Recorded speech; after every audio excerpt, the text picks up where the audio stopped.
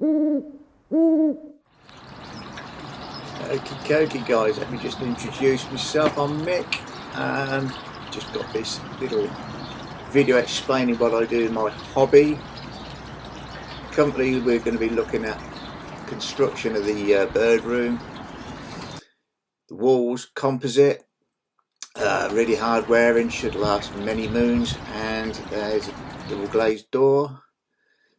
Aviary, all built out of 2x2 wood. The roof is made from fiberglass. It's got a 20-25 year guarantee. That's the internal measurements because I wanted to fit these cages in. I've got the cages, I've built the aviary of the bird room around them. Portofino cages from Italy, really very good. Nice and easy to keep clean. They can completely be dismantled, and I take them out, jet wash them, treat them, whatever, clean them regular. Nice and easy to clean. You can see on the left, quite clean. A lot of empty cages at the minute. A lot of the birds been rehomed, ready for this breeding season. I've got mainly lizard canaries, but they're on the bottom there. You can just see Rasa canary. He's a male in good condition. Then got my male birds separated because at the minute they'd start having a bit of scrapping between themselves, so we keep them out of the way. These are all male birds, just keeping them out of the way. They're all inside at the moment because we've had some pretty bad weather. I don't really want to risk losing birds when it's bitter cold outside and really bad. We've had bad winds, so obviously New Year's Eve you have fireworks. They don't take too well to loud noises and stuff, and the last thing you want to do is go in your bird room and your bird's got the feet sticking up in the air. There's a couple of birds here I've just brought in the new year, ready for the breeding season, from a champion breeder. Looking forward to seeing what they'll do. Help keep the stock strong, get a decent bird line.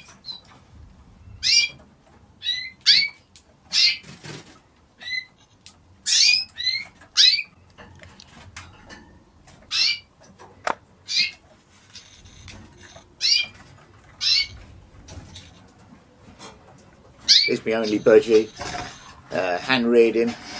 He really don't like me for some reason. I am reared him. You'd have thought he said thank you. He's a Lutino, but you've got to keep him. This is a female bird that's done well in competition. Not for me, but for the person I brought them off, or her off. So I'm hoping that she's going to breed well for me this year. We can only see she's in the cage on her own at the minute because it was too congested in the other cage. This is my best bird that I've bred last year.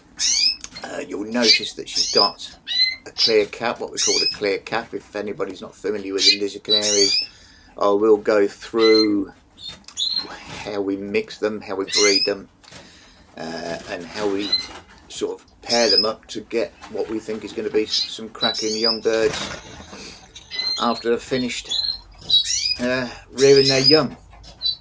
These are good size cages, they're a good depth as well. I can alter the perches, makes it nice and versatile. Just one pair of finches, they're Napoleon weavers, both boring brown at the moment, but he has a fantastic transformation after a molt. They normally go outside in the aviary, they're only in because of the weather. They'll be going back out shortly. As you can see, lots of empty cages ready to rock and roll for the breeding season. See, I've got the blue containers for the food, water. On the side there, I've got some clean cage bottoms ready to go in, some dividers at the top. There you go, a very clean cupboard. Yeah.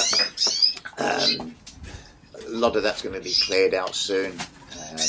Getting rid of some of the nest pans. You can see a little broom on the left hand side, very important every morning. If it's not seed on the floor later in the year, it will be feathers everywhere.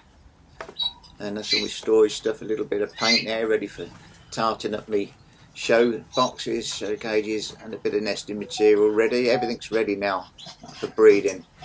There's a little bit of workspace which you need when you clean this stuff, when you're ringing the birds. Just somewhere to work underneath. Absolutely packed full of food, ready for the new year to come. Everything is ready for me now. I'm just waiting for March, about the second week of March. I'll put these birds down to breed. The Rasa canaries, I've got one pair of Rasa canaries. I might put them a little bit earlier, maybe a week earlier, just to help sort of like teach the others what's going on. There's a few rosettes from last year and the year before. I've only just started showing birds, never done it before. A few odds and sods potions. I've got a temperature, so when it gets to minus, it doesn't. A little heater comes on, and there's a night light there as well. There's the small oil-filled radiator. That just takes the edge off. Doesn't warm it up, doesn't get hot, which you don't want. You still want it cold, and that maintains that. Just keeps it above freezing. There's a drip tray above the water. The water's tub there holds 15, I think, litres. And I put in some tablets to make sure that that's okay for a few days for drinking water. They also use it for bathing. That's the setup inside. It's all fully electric. The technology. I've just got these Tapo cameras. They're quite cheap. They're going inside the cages. I should be putting some over the nest pans so we can see what's happening with the breeding. At the moment I've just put them in a cage so we can see the birds in their normal cage doing their normal thing. A bit of feeding, bit of flying around, bit of preening, just chilling out in general. That's what we've got with those, and hopefully we can see from start to finish the breeding of some lizard canaries. That'll all happen very soon. Before then we need to pair up the birds, make sure we think we've got the right birds paired up. With the lizard canaries, I have silver lizards, I have gold lizards. When you're breeding you need a gold and a silver together. You don't put two golds together, you don't put two silvers together. You put one of each. Doesn't matter if it's the male, the gold, the female, whichever, as long as one gold, one silver.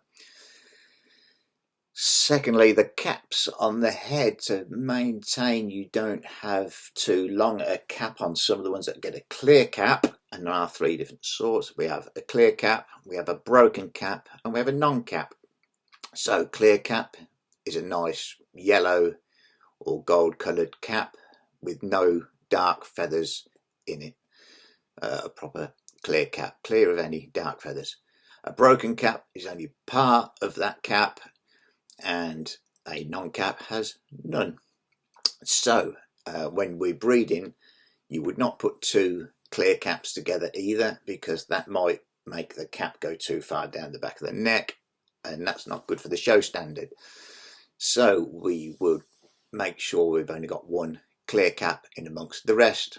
Fine, we can mix them, and you will still, because of genetics, you still will probably get the odd clear cap pop out, and then you can put that aside if that's what you wish to breed. There are, in the competitions, there are lots of different sections: clear cap, broken cap, non-cap, gold, silvers. Crikey, this year's birds, last year's birds. These are colour fed birds. You don't have to colour feed them, but if you do, you get that beautiful gold colour or beautiful silver colour.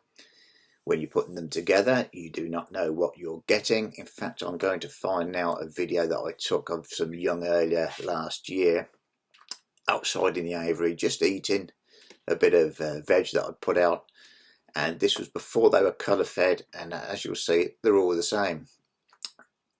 The joy of lizard canaries especially is once they go through their molt, they change, and you don't know if you're going to get a gold or a silver.